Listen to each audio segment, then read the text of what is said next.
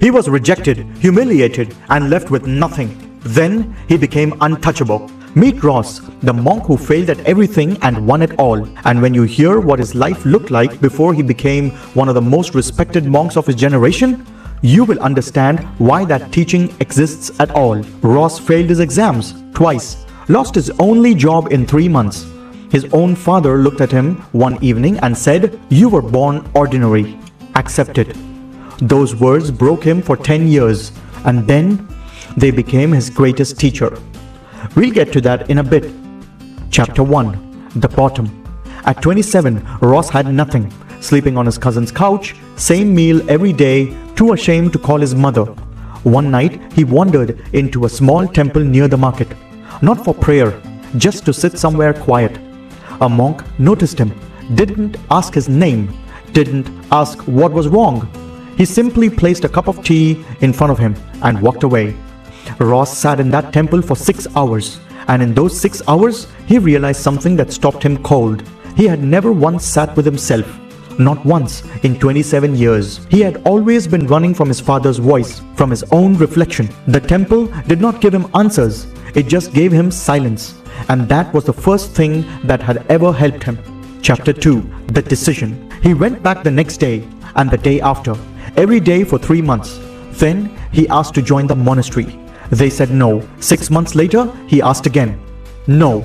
A year passed. He asked again. The answer? Still no.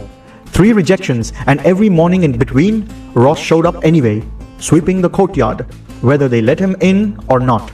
The head monk revealed something years later that made Ross go completely still. The 3 rejections were the test. They never needed him to pass an exam or impress anyone. They needed to see what he did when the world said no. Ross had answered that question every single morning with a broom, in silence. When they finally accepted him, he had to give up all his possessions.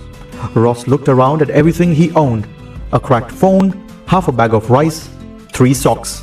He said it was the easiest decision of his life. Inside the monastery, Ross expected to find peace. What he found instead was work.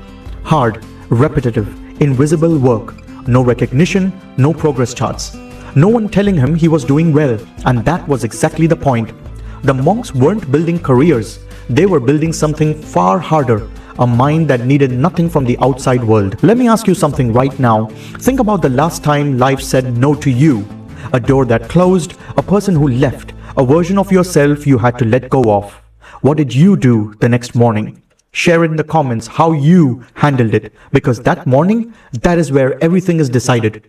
If stories like this are what you came here for, subscribe. A new story every week. Now, what Ross learned next is something very few people ever discover. After 8 years, the head monk called Ross in. Ross assumed he had finally arrived, that this was the moment of recognition. The monk looked at him and said, "It's time for you to leave." Not because he had failed, but because he was ready. The world needs what you found here more than we do. Chapter 3. The Return. Ross walked back into the same city, same streets, same faces, but something was different, and it wasn't visible. He hadn't changed his clothes, or his accent, or where he came from. He had changed his relationship with every single thing that had once broken him, and people felt it. They came to him with their grief, their confusion, their shame, without knowing why. They trusted him. His father found him, looked old and frail. He sat across from Ross and said, "I was wrong about you." Ross looked at him and said, "You were never wrong. You just couldn't see far enough." No anger, no triumph. Just a man completely at peace with everything that tried to destroy him. Final lesson. Buddha once said, "The mind is everything. What you think, you become." Ross did not become a monk by escaping his failures. He became one by walking back into every single one of them until they had nothing left to say. The world will reject you, grade you, dismiss you, doubt you. Let it.